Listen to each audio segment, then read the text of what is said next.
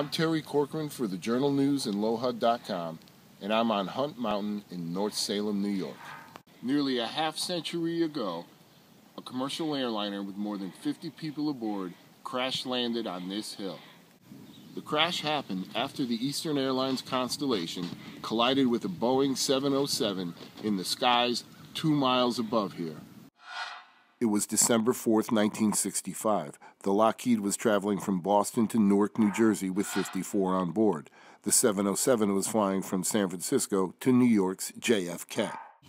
The 707, a TWA airliner with 58 people aboard, landed safely at JFK Airport despite 30 feet of its wing missing.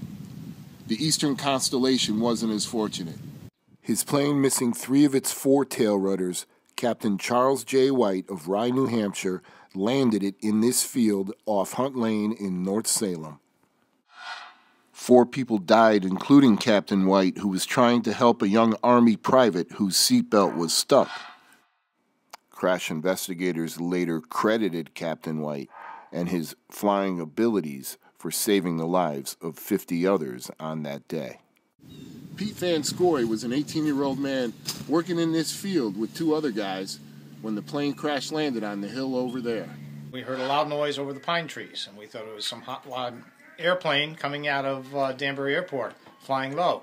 And then we saw the giant plane come across, giant compared to what today's giants are.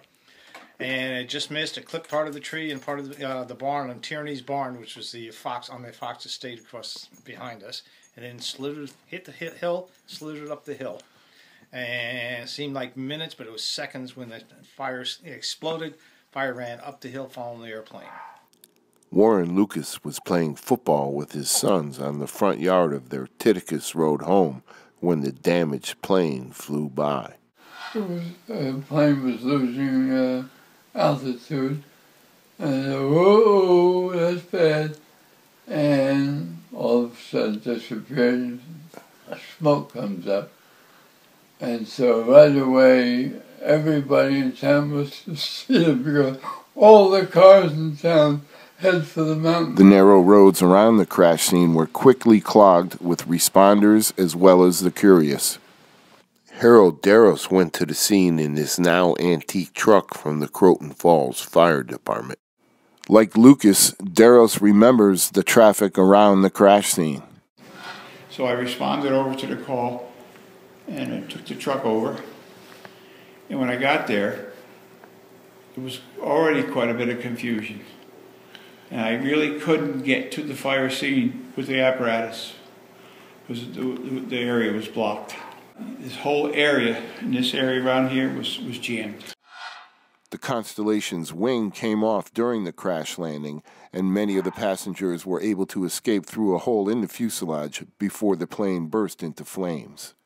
In 1995, 30 years after the crash, the town of North Salem erected a plaque near the site.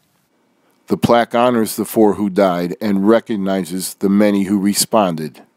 The plaque also recognized the survivors. Jim McGinnis was an Army private on a weekend pass aboard the Eastern Airlines flight. We had a big bump and I turned around and said, "Roy, what was that?" First time I flew. He says, "Oh, she probably just hit an air pocket." And the aircraft started to do all kinds of gyrations. I think we went upside down once. You can hear the engines rubbing and revving. And Captain White came on, he says, "This is the captain speaking. We just had a mid-air collision." He said, "I'm going to be pretty busy up here."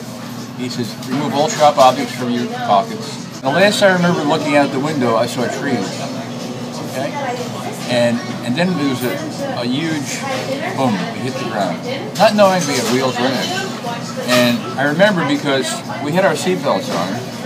And as we hit the ground, I guess we were traveling X amount of miles. And once you hit the ground, you slow down. But you're still going. And I remember trying to be pulled out of the seat, but the seatbelt kept me in. And then we just scraped. You could hear the scraping and all the friction. And what seemed like a tremendously long time, I don't even know how long it was, the aircraft stopped. And I looked around like, wow, you know? And I went for my head under the seat, and all I felt was dirt. Investigators attributed the crash to an optical illusion caused by the cloud tops. 4 years after the crash, the North Salem Volunteer Ambulance Corps was formed, and the incident has led to better coordination among neighboring fire departments. But nearly a half-century later, those who responded to the crash, as well as those who lived through it, will never forget the events of December 4th, 1965. Reporting from Hunt Mountain in North Salem, New York, I'm Terry Corcoran for the Journal News and LoHud.com.